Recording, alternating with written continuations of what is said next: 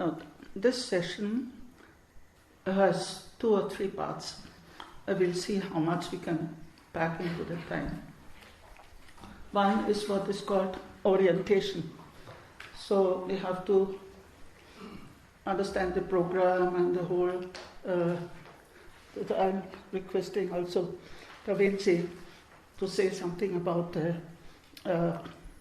either you start with this or we continue with the introduction for a little bit, and I say something about the content and the method, and then we have some practical orientation from Pravinci, and then as much as we have time.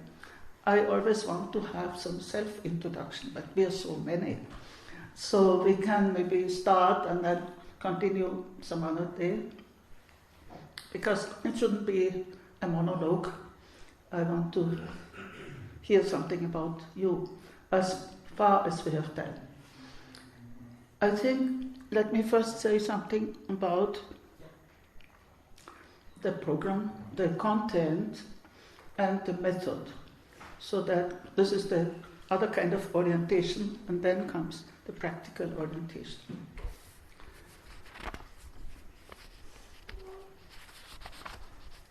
So the general theme of finding the center, and I always will use the Sanskrit word Madhya, because as you will see in the text which we are going to study, it has a very specific meaning, and any translation cannot exhaust it.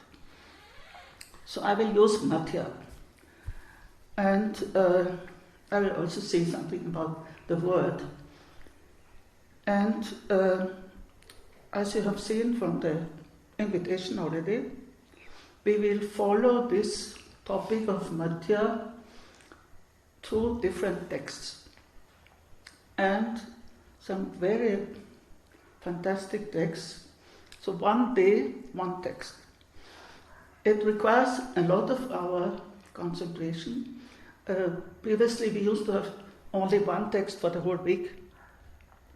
But since we are focusing on Madhya, and we find it in those different texts. There are two tantras, Vijnana Bhairava, and I hope most of you have brought a copy. I hope so. And Netra Tantra. And then there is a very unusual text, Vatulanata Sutra. It is 13 sutras on sudden enlightenment. We already mentioned sudden enlightenment, and this is a text specifically, only 13 sutras. Then, and I have specifically chosen texts of very different style also. And there is one poem, a hymn to the sun, to Surya, Samba Panchashika. And how this theme of Madhya appears in all these texts which belong to the Kashmir Shaiva tradition, but which throw light at it from different angles, different practices.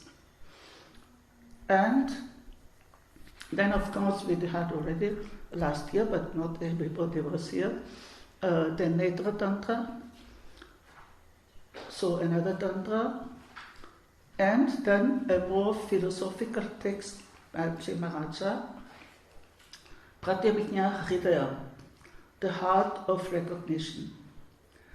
So we will probably end with that, because he brings it to the culmination point, that whole theme.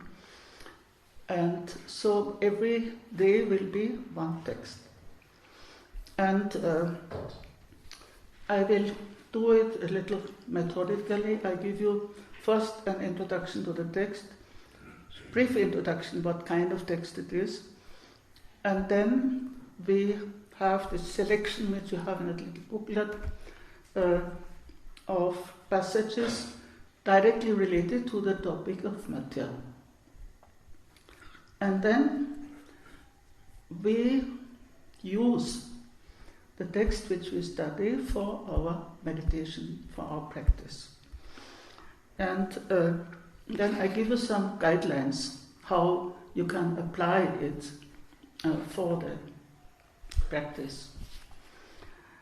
Now, first of all, as I have already said in the previous session, finding the center is nothing less than enlightenment. But enlightenment can be of so many kinds.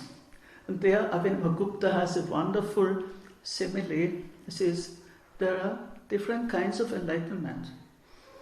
It starts from the fire, how do you say, katyuta, jugnu incense, firefly.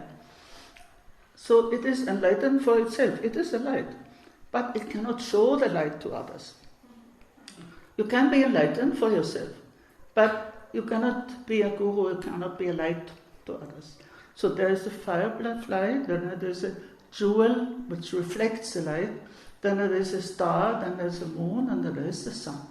So these are different degrees of enlightenment, where either it's only your own, you are a light to yourself, or you can also be a light to others, and the sun is the light to the whole world. So if you have a Buddha, is the sun. And so Abhinavagupta does it in a very, also little bit humoristic sense, but also to be taken seriously. That we don't have to wait for the total enlightenment. There are so many degrees, there are so many ways, there are so many stages, And then it all depends on our capacity to receive. And also we believe in Vaishnavism on grace. And grace is Shakti. So grace means Shaktipada, so something which is not in your control, but which comes unexpectedly and undeservedly. That is always stressed. Even if you don't deserve it, even if you don't expect it, but suddenly it happens. So finding the center, and I have chosen the word finding consciously because it corresponds to the philosophy of recognition. It's not something else, it's something which is already there. We only have to rediscover it. Then I give you some possibilities of how to how to use these texts for practice.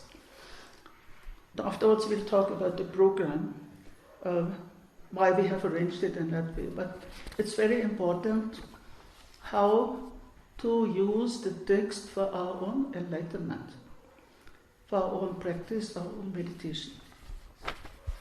So one kind of text gives you instruction. And we have many of such instructions in the Vijnana Bhairava that we will do tomorrow. That's the first text and the one, actually, two texts which have led me to the very topic of Madhya, that is Vijnana Bhairava and Prativijnana Hridaya. So in the Vijnana Bhairava Tantra, Madhya plays a very important role, and there it gives you instructions. You will see tomorrow.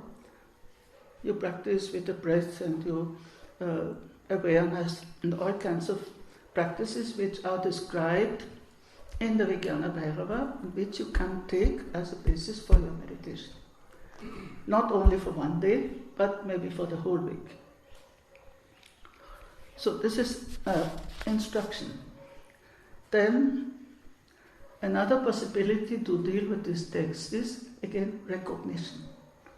You read a text, it happened to many of us when we read the Netra Tantra. You read the text and you say, this is something I have already experienced. So you recognize something which you could not identify. Every one of us, that's why we are here, every one of us has some experience. But where to place it, how to understand it, how to proceed from there, this is why we are doing a retreat. So recognizing on the basis of a text your own experience or your own spiritual state, whatever you call it. So recognition, it gives you a clarity. And this, I'm speaking from my own experience because I am living with these texts. And they have given me so much clarity, insight, experience. So I can tell you it is definitely working. So recognition of something which you have already experienced. The other possibility is that when you read or encounter a text, that it fulfills some desire or some longing in you. I have been longing to this kind of experience or to this kind of understanding, and you get it, suddenly it gets fulfilled. That longing gets fulfilled. I give you a very practical example, and here we have a pilgrim coming just from Kailash. For many years I have been seeing photos of Kailash in some houses. I could never dream, that I would ever go to Kailash. But photos of Kailash, they have awakened in me a dream is, yes, I should have a darshan. I should once do that pilgrimage and have that experience directly. And I still remember years ago, so those photos have awakened a dream or a desire, and at some point the desire gets fulfilled. Then, of course, the most direct use of this text is meditation. You take any one text, or it may be only a sutra, it may be only a verse or a word, and take it with you in meditation, and stay with it. Stay with it. And then it will do something. Whether you have understood it or not, it's not always a question of understanding. This is the beauty of Sanskrit, I tell you. I have been teaching these texts in Europe, and many people who don't know Sanskrit, maybe many of you don't know Sanskrit. But that power of the language, it leaves some impression, and then that impression, it has a deep effect. And at some point you will understand. This is also a very traditional way of teaching the Vedas, for example, in India. First, these little Brahmins, they recite, they learn it by heart, they don't understand. But that recitation and that learning by heart, it leaves such an impression that later when they grow up, then they know the meaning. So it doesn't mean that we always have to understand, but that even those texts or words which we have not intellectually understood, they have an impact on the mind, and they can be used as a content of meditation. So there are two phases, of course. You can say a lot about meditation, but this is now just the beginning to place those texts in a practical context. You can take a text as an object of meditation, or as something which leads you to identification. And actually these are two phases. In the Vijnana Bhairava we will see that first you meditate on something, and then you become one with that. And that is called bhavana. Bhavana means a meditation or contemplation which makes you merge, makes you one with the object. Doesn't remain an object, but you become one with that. And it's often only said that. You don't say Shiva Shakti, nothing. You become one with that. And finally, a word or a sentence or a shloka can trigger an experience. So that is what we have also mentioned. That's something you just listen. Of course, the ideal is if an enlightened guru says something which has a direct effect. It doesn't need anything more. That's what Laldev says in one of her works. My guru gave me only one word. You turn from outside within. And then I started dancing. So nothing, only that. She got that word from her guru. That was enough. So this is what we have in all the spiritual or mystical traditions, that in any religion or any tradition, that one word can trigger an experience. So I have given you 1, 2, 3, 4, 5 possibilities of dealing with those texts in a practical way. So don't take it as an intellectual teaching. That's why it's a retreat. And take the power of these texts in any one of these ways. And then apply it in your practice. And that may be individually different. What appeals to you? What speaks to you at this moment of your spiritual life? And that will be very different in each case. But you have a rich plateau of how they offer in a big festival. So many dishes, so many spiritual dishes from which you can choose. Not choose, I would turn the whole phrase around. You may not find the center might find you. And that is, of course, grace. That is Shaktipata. If the center finds you, then you have not to do any effort. But the main precondition is just to be receptive, to be sensitive, to be aware that awareness is the basis for all of these practical applications.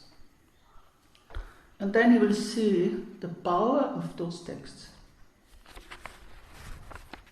Yes, now I think we should... yes, there will be also... Yes, let us first talk about the program. From tomorrow we'll have a regular daily program. Maybe, Shivam, will you say something? No, I should say. Okay. Where's the program? So we have, since last year, we have changed the usual program that the teaching is only in the morning, 2 sessions in the morning, very intense, with a tea break as usual. So you have that intense input. And then afternoon is a bit free, where you can do your own self-study or your own practice, whatever practice you're doing, or then when walk in nature is always possible, and there we have to organize because it's a big group, we cannot go all together. So maybe those who don't know the area can have a guide to walk with them to the very beautiful places in Beer. And that we'll have to organize it. But the option is there. Either you do your own self-study or meditation or practice or go outside in nature. And then sometimes there is also possibility to visit, for those especially who are new here, to visit the Vaishnav temple, which is a very wonderful Shiva temple, not far from here. So the afternoons are flexible. And in the afternoon also we can also have a session of question-answer, which I don't want in the morning because it needs a whole lot of concentration to do the whole morning with full attention. And you can note your questions, and then at some point we can have a session for question-answer. Then, of course, the meditation times are on the program, and the only one, the noontime meditation, will be here itself, because we will also do some recitation of the shlokas, and you will learn recitation, so we need the space.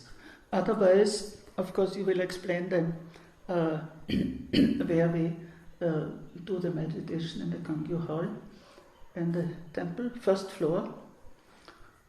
It will be a little tight, but anyhow, I leave it to Praveen to explain the situation. So meditation times are on the program, and then the whole question of silence.